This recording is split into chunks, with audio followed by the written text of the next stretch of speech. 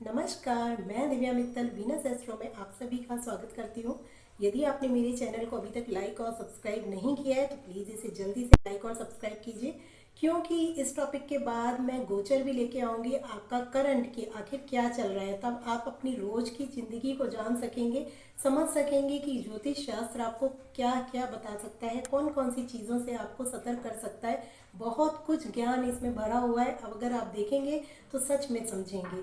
तो चलिए, मैं आज लेकर आई हूँ वृश्चिक राशि या वृश्चिक लगन के लिए कैसा रहेगा 2026, सन 2026, और क्या ऐसी चीज़ें हैं जो इनको मिलने वाली हैं फ्रूटफुल्स, और क्या ऐसी चीज़ें हैं जिन पर इन्हें ध्यान देने की बहुत ज़्यादा ज़रूरत है। तो चलिए जानते हैं मेरे साथ। फोर मेजर प्लैनेट्स के बारे में हम बात करेंगे, क्योंकि यही फोर प्लैनेट्स हैं जिनके जो एक राशि में लंबे समय तक रहते हैं, तो जिनका प्रेडिक्शन लॉन्ग टाइम तक हमें देखने को मिलता है। इसीलिए सबसे पहले हम बात करेंगे शनिदेव की, क्योंकि शनिदेव जो है 7 अप्रैल 2027 तक मीन राशि में ही रहने वाले हैं। इस समय इन्हें ढैया ना 7.5 ना ढैया कुछ भी नहीं चल रहा है, लेकिन हाँ अभी इनकी खत्म ही हुई है, क्योंकि अभी ढैया जो आ गई है वो धनु राशि पे आ गई है और सिंह राशि पर है ढैया। पहले वृश्चिक राशि वालों को थोड़ी ढैया से शांति मिली कि इनकी ढैया चल रही थी, और ऐसा इन्होंने महसूस किया होगा कि वो पीरियड इनका थोड़ा सा परेशानी में गया होगा। लेकिन कहते हैं ढैया भी जब जाती है तो उसके कुछ समय तक आपको थोड़े से मानसिक कष्ट देती है, या फिर आर्थिक कष्ट देती है, या फिर जॉब से रिलेटेड कोई ऐसी टेंशन दे के चली जाती है। तो अब बात करते हैं कि क्या क्या हो सकता है। शनिदेव आपके पंचम भाव में बैठे हुए हैं, जो कि आपके पराक्रम भाव और आपके सुख भाव के स्वामी होकर आपके पंचम में बैठे हुए हैं। तो यानी आपका पराक्रम, आपकी सुख समृद्धि सब बच्चों के पास है इस समय, क्योंकि ये हमारा संतान भाव है। अब यहाँ पर क्या हो रहा है कि संतान से रिलेटेड थोड़ी परेशानियां आप हो सकता है कि महसूस करें, या आपको संतान से रिलेटेड छोटी मोटी कोई टेंशन हो कि वो बच्चे पढ़ नहीं रहे, या जितना पढ़ रहे हैं उतना उन्हें फल नहीं मिल रहा है। क्योंकि शनिदेव जब बैठते हैं ना तो फल तो देते हैं, लेकिन वो इतना धीरे धीरे देते हैं कि वो जितनी हम मेहनत करते हैं उतना हमें फल नहीं मिलता है एट रैंडम। इसलिए हमें ऐसा लगता है कि जैसे हमारा बच्चा मेहनत तो बहुत कर रहा है, फल क्यों नहीं मिल रहा। तो वो शनिदेव जब तक यहाँ बैठे हुए हैं फल देंगे, बहुत आगे पहुंचाएंगे, परंतु बहुत धीरे धीरे। तो आपको धैर्य रखने की बहुत ज़्यादा ज़रूरत है। यहाँ से ज्ञान का भी भाव आता है, तो शनिदेव कहते हैं कि थोड़ा सा आप इस समय अपने आप को ज्ञान की तरफ प्रेरित कीजिए, अपने आप को समझाइए कि आपकी सही दिशा क्या है। थोड़ा आपको मंदिर में जरूर इस समय जाना चाहिए, शनि मंदिर में, क्योंकि वृश्चिक राशि वालों के लिए शनिदेव कारक नहीं होते, मारक होते हैं, मार्केश होते हैं, क्योंकि मित्र नहीं है, मंगल के परम शत्रु हैं। वृश्चिक राशि के लिए मंगल ग्रह इनका स्वामी होता है, और उसके ये परम शत्रु माने गए हैं। भले ही इन्हें दो भावों में से एक भाव अच्छा मिल गया, परंतु लेकिन कहलाएंगे ये शत्रु ही। इसीलिए शनिदेव वृश्चिक राशि वालों को कोई बहुत अच्छा फल नहीं देते, इसलिए इन्हें शनिदेव के हमेशा पीपल के पेड़ के नीचे सरसों के तेल के दीपक जलाते रहने चाहिए, और हनुमान जी का पाठ इन्हें करते रहना चाहिए अगर इनकी शनि की दशा भी चल रही है तो। खासतौर से तब बहुत ज़्यादा जरूरी है, क्योंकि उस समय गोचर में भी शनिदेव प्रभाव डाले रहे हैं आपकी कुंडली में। और देखिए, अगर दशा चल रही है तो डेफिनेटली ये आपको ज़्यादा प्रभाव डालेंगे।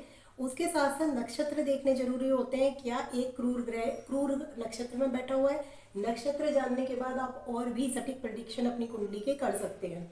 लेकिन नक्षत्र जो होता है वो 27 नक्षत्र होते हैं, इसलिए सबकी कुंडली में किस नक्षत्र में शनिदेव बैठे सबको यहीं पर फल अलग अलग मिलता है। इसलिए प्रेडिक्शन थोड़े से जरूरी नहीं कि हमारे ऊपर वो सटीक बैठ जाए, यहीं पर आके थोड़ा सा हमारे प्रेडिक्शंस जो होते हैं ना, हमें सुनने में लगता है ये तो हमारे साथ नहीं हो रहा। वो इसलिए नहीं हो रहा क्योंकि आपकी पत्री में शनिदेव कुछ और लेकर बैठे हुए हैं। तो चलिए बात करते हैं हम शनिदेव की तीसरी दृष्टि की, जो 1 2 3 यहाँ पे तीसरी दृष्टि इनके सप्तम भाव पर जा रही है, जो कि जीवन साथी का भाव होता है, और ये पार्टनरशिप का भी होता है, और ये आपके बिजनेस का भी है। यदि आप बिजनेस कर रहे हैं तो उसका भी है। तो शनिदेव की जहाँ दृष्टि जा रही है वहाँ पे थोड़ी सी कमी लाते हैं ये, क्योंकि इनकी दृष्टि कोई बहुत अच्छी नहीं कही जाती, ये सभी जानते हैं। दृष्टि में जहाँ जहाँ देखेंगे वहाँ पे कुछ ना कुछ ये कमियाँ ला देंगे, और ऐसा ला देंगे कि जैसे बहुत धीरे उन चीज़ों को चलाएंगे। जहाँ बैठते हैं उस चीज़ के फल को बढ़ाते हैं। अब यहाँ पर क्या क्या फल बढ़ा रहे हैं, आपके ज्ञान को बढ़ाएंगे। इस समय आपको मन करेगा कि मैं क्या ही ज्ञान हासिल कर लूँ। आप संतान की तरफ ज़्यादा ध्यान देना शुरू कर देंगे कि हाँ उसका क्यों क्या हो रहा है, क्या नहीं हो रहा है, इन चीज़ों में आपका ध्यान जाएगा। और दूसरा, यहाँ पे दृष्टि डालने से आपको ध्यान देना है अपने मैरिड लाइफ में, क्योंकि ये आपके सप्तम भाव मैरिड लाइफ का यहाँ पर तनाव देने शुरू कर देंगे शनिदेव। कब कब? जब जब आप शनिदेव की गोचर में दृष्टि जाएगी चंद्रमा पर, तब तो और ज्यादा तनाव देंगे।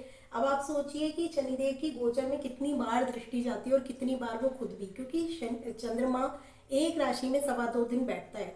आप लगभग हमेशा महसूस करते होंगे कि जब तनाव आता है वो लगभग 2 दिन ले लेता है। अक्सर ऐसा होता है, ऐसा नहीं होता कि अगर आया पल भर में उतर गया। उसको अगर आपकी किसी बात पे कुछ तनाव आया, कुछ मन में कोई बात आई या किसी से लड़ाई हो गई, तो उसका असर खत्म होते होते कम से कम 2 सवा 2 दिन आपको महसूस होंगे कि लगते हैं। वो रीजन यही होता है जब शनिदेव चंद्रमा, अब इस समय देखिए आज का गोचर मैंने लिखा है, चंद्रमा आज धनु राशि में बैठे हैं। अगर हम देखें तो शनिदेव की दसम दृष्टि चंद्रमा पर ही पड़ रही है वृश्चिक राशि में।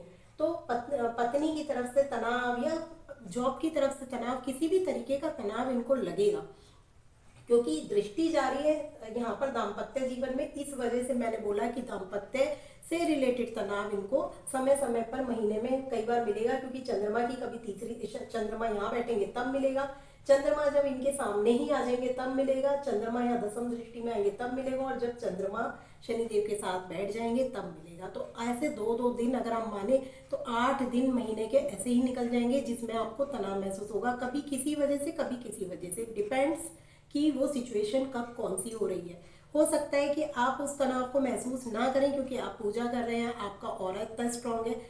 इसीलिए ये टाइम पीरियड ऐसा है कि आप लोगों को अपना ऑरा स्ट्रांग करना चाहिए, हर किसी को करना चाहिए, क्योंकि सभी की कुंडली में तो चंद्रमा आ रहे होंगे ना, केवल वृश्चिक राशि में ही ऐसा नहीं होगा, सभी कुंडलियों में ऐसा होगा। तो इसीलिए चंद्रमा को बैलेंस करने के लिए भोलेनाथ तो हैं ही, भोलेनाथ पर डेली जल चढ़ाइए, मंदिर जरूर जाइए किसी भी तरीके से।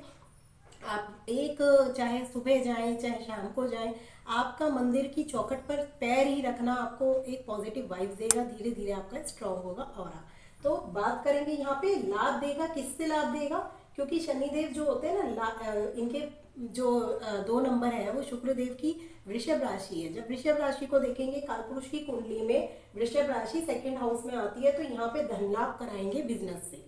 तो हो सकता है कि ऐसे टाइम में आप बिजनेस के बारे में सोचें, या बिजनेस अगर चल रहा है तो पत्नी के साथ मिलकर कुछ करें बिजनेस, इस समय ये भी योग चल रहे हैं, या पत्नी को किसी तरीके का आप सपोर्ट करें उसके बिजनेस में, तो उसके लिए भी ये लाभ होगा पत्नी के लिए। तो उस दृष्टि से ये बहुत अच्छा गोचर है कि आपके बिजनेस में प्रॉफिट दिखाई दे रहे हैं, क्योंकि धन का स्वामी की दृष्टि देखा जाए तो शनिदेव की पड़ रही है। अब बात करेंगे 7th दृष्टि की। जो 7th दृष्टि यहाँ पर पड़ रही है वो कैसी है? 7वीं दृष्टि जो इनकी यहाँ जा रही है, इस भाव को कोई ग्रह अगर देखता है या फिर बैठा होता है, दोनों ही सूरत में लगभग बहुत खराब फल नहीं देते, क्योंकि ये हमारी इच्छा शक्ति का भाव होता है, लाभ का भाव होता है।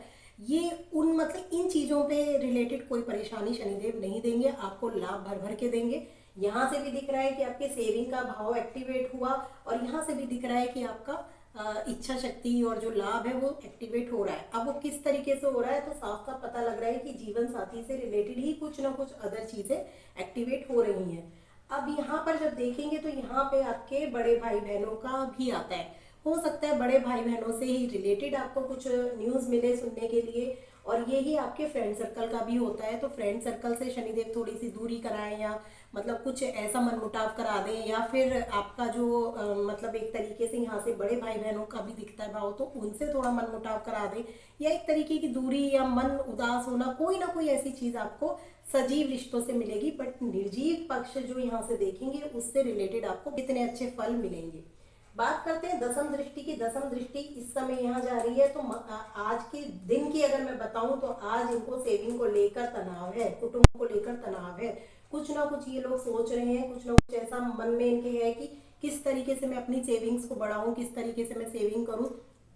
आज जो भी ये सोच रहे हैं आर्थिक, केवल ये मैं आज का बता रही हूँ, क्योंकि चंद्रमा 1 या 2 दिन में यहाँ पे आ जाएंगे।